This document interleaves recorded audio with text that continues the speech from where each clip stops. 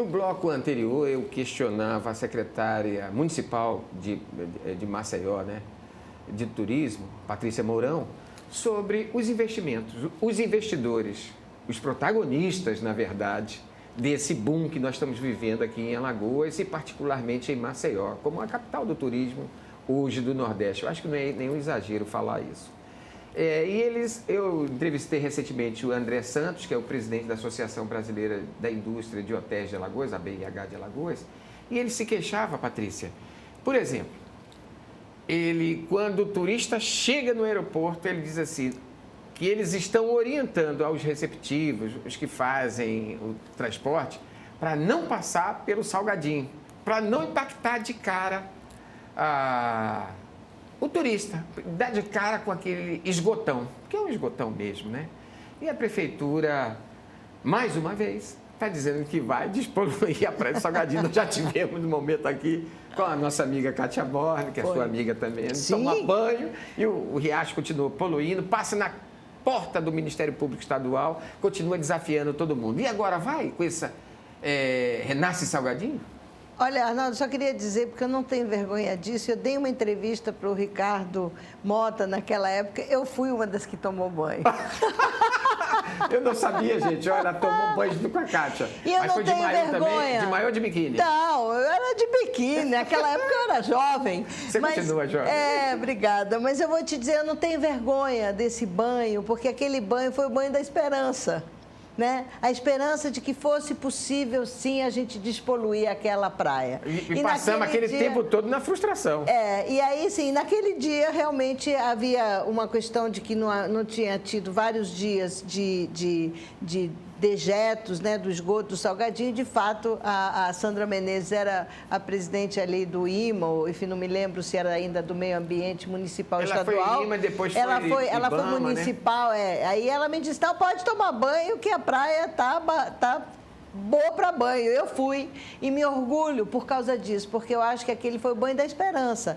Uma esperança que naquele momento depois, por outras questões de ordem técnica não avançaram, mas o projeto Renasce Salgadinho tem muito conceitualmente daquele projeto, que é exatamente você, nos afluentes que jogam ali no Salgadinho, você ter umas elevatórias que conseguem, então, desviar o esgoto para levar para o emissário, né? Que na época da Kátia, por exemplo, um dos problemas foi que o emissário estava subdimensionado, então não conseguia receber, a colocação de umas grades que também impedem o lixo. E uma coisa muito importante agora nesse projeto, para você ver a evolução também. Nós estamos falando de 17 milhões de reais, um dinheiro que vai, né? E que ainda é pouco, porque para o saneamento básico, todo dinheiro sempre será pouco, no sentido de que a gente tem um déficit muito grande, Mas sabe, vai ser Arnaldo? possível resgatar aquela praia? Eu acho que vai ser. Em tempos secos, vamos dizer assim, será possível sim resgatar aquela praia. Ainda não é possível dizer que é um saneamento totalmente resolvido, como também temos o problema das línguas sujas na orla da Pajuçara. Além do Salgadinho, né? Eu vou chegar lá. Exatamente. Nós temos lá Cruz das Almas. Exatamente. Nós temos na Pajuçara. São 11 estações elevatórias. Nós temos a Praia do Riacho Doce, que ali viveu o Zelinho do Rego, subaproveitada. Exatamente. Então, assim, essas 11 elevatórias também foram colocadas umas bombas subdimensionadas, que agora estão sendo recolocadas no seu tamanho certo, de um projeto executivo que já está pronto e que a BRK tem a responsabilidade de fazer, mas o prefeito já disse que, se não for, a prefeitura vai assumir. E um projeto um pouco maior... Se pensa assim, por exemplo, Riacho Doce... Exatamente. Ali aquele rio da Guaxuma. O Arnaldo, e com um projeto maior, de fato, que aí esse é da ordem de 250 milhões de reais, para fazer uma verdadeira rede de saneamento básico ali da nossa parte baixa da cidade. Agora, veja, nós temos duas questões que são muito importantes. Uma é que a gente tem que combater, e a gente combate, mas é preciso cada vez com mais veemência, as ligações clandestinas. Isso é um problema problema. E aí, às vezes, você tem... E você vê que não é prédiozinho, não é uma casinha pobre, não. Então, são prédios, empreendimentos. Empreendimentos. Aí você tem o sujeito que está ali na praia dizendo, porque essa obra... E quando você vai ver, o prédio está fazendo. Não é uma tônica geral, mas isso é importante ter um olhar e um olhar atento sobre isso e crítico. Com a força da lei, né? E com a força da lei. E a outra questão que isso no Renasce Salgadinho vai ser trabalhado muito fortemente, que é a questão da educação ambiental, que esse programa tem junto às escolas de aquele entorno todo. Você continua, você secretário ou não secretária, isso continua? Isso continua, claro. Isso é um projeto, está aí. Esse é um projeto de Estado. Né? Então, assim, está sendo capitaneado pela prefeitura, pelo prefeito, mas é um projeto de Estado. Porque todo mundo vai ganhar. Porque todo mundo vai ganhar. Porque, na verdade, quando você pergunta sobre a infraestrutura do turismo, eu sempre gosto de relembrar numa mantra, uma máxima, que é: cidade só é boa para o turista se ela for boa para quem mora nela. Bares e restaurantes. Né? Bares e restaurantes. Nós temos aí hoje, claro que nós vivemos aí um momento da economia fora de controle. Uma loucura na economia. Mas eles têm uma política protagonista para fidelizar o turista, para que ele volte no ano que vem. Não tem condições de voltar numa cidade daquela que os preços... Não, a gente tem, olha, veja bem, eu acho que é isso. Uma das coisas que eu acho que avançou muito, e com muito prazer eu constatei isso, é o amadurecimento do setor privado do turismo. Antigamente, os hotéis, eles achavam que vendiam o hotel, não vendiam o destino. Hoje em dia, é por isso que o André, hoje presidente da BIH, fala sobre essas questões de infraestrutura. Isso é muito bom, isso é muito saudável, isso é estimulante, é provocador e é parceiro. A gente, entendeu? Porque é aquela coisa, estamos juntos, o que precisa, vamos fazer. A gente tinha, na época, o Mauro Vasconcelos, ele fazia muito isso. Ele era um forte crítico, mas ele era um grande parceiro. E eu reconhecia muito isso nele, porque naquela época ainda era uma exceção, porque, como te digo, os hoteleiros vendiam o seu hotel como se o hotel tivesse pendurado numa nuvem. Não, o hotel ele está numa praia, ele está numa cidade, então essa cidade precisa ser cuidada. O que a gente precisa fazer, né?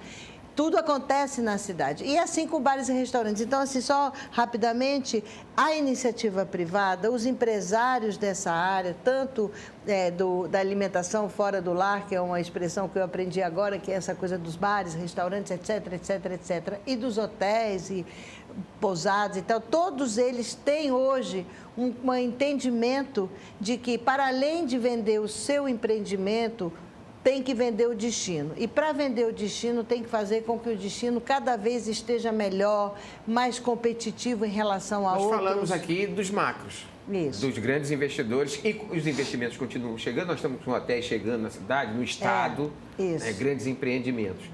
Mas o pequeno, o Pontal, por exemplo. Bom, o Pontal a gente também tem jogado a gente fala romanticamente para o Pontal.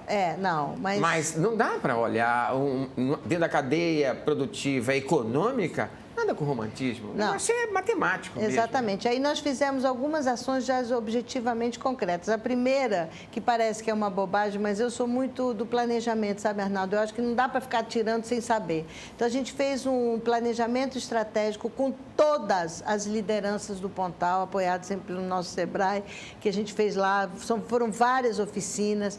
O SEBRAE continua acompanhando através da consultora Silvânia, que é exatamente essa questão da governança, que é muito importante para garantir a continuidade, e a gente estabeleceu, e já está pronto para ser entregue, esse plano estratégico. Agora, um dos questionamentos importantes era a volta dos turistas para o Pontal através dos ônibus. Então, hoje em dia, a CVC fechou esse compromisso com a gente, e todos os ônibus da CVC passam hoje no Pontal. Isso faz uma diferença enorme. Porque eu acho que tirá-las, porque alguns estabelecimentos estavam tirando as mulheres, as rendeiras do Pontal e levando para os hotéis, uma comodidade para o hotel, claro, né? Claro. Mas estava ali também, de uma certa forma, matando a galinha dos ovos de ouro das rendeiras no Pontal.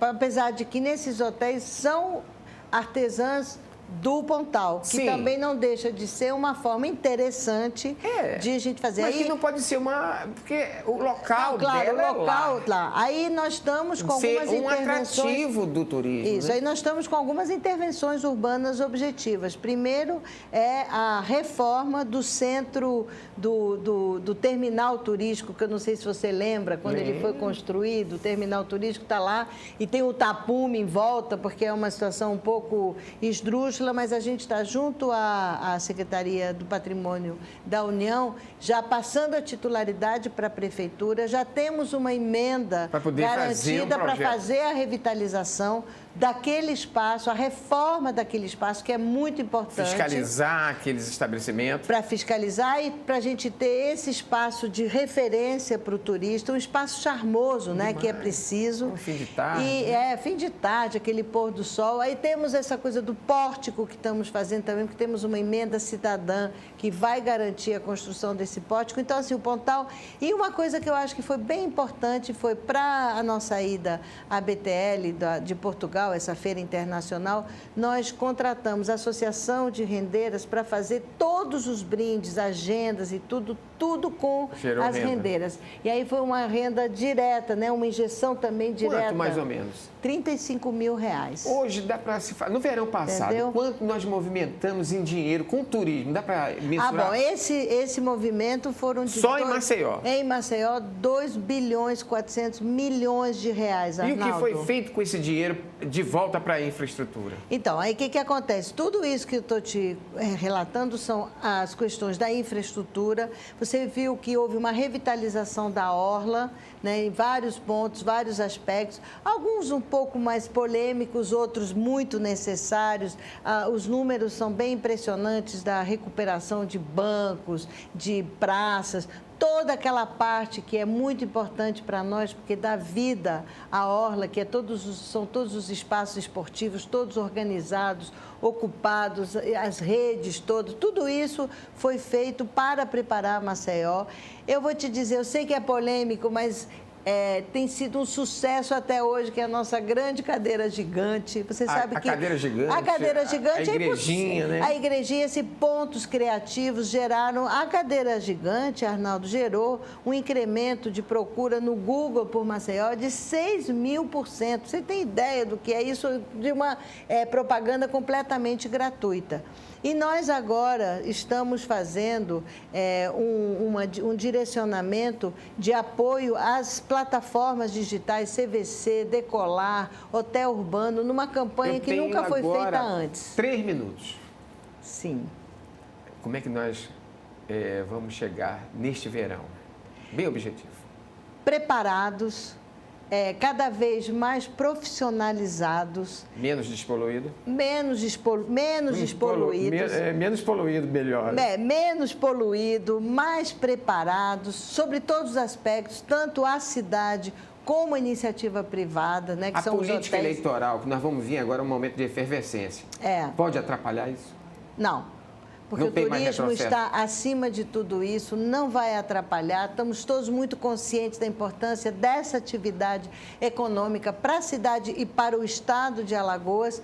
E aí, então, nós vamos conseguir números mais ainda de sucesso, porque Maceió já chegou a estar entre os 3 destinos do Brasil na temporada passada, e por tudo que nós estamos fazendo, nossa expectativa nesse verão é número 1 em todas as plataformas, no desejo e no coração de todos os brasileiros. Nossa galinha dos ovos de ouro pode ser até que sobreviva, né? Se for cumprido a promessa da secretária. Mas acima dela tem a política, tem os partidos, tem os interesses. E a galinha vai sobreviver. Até a próxima.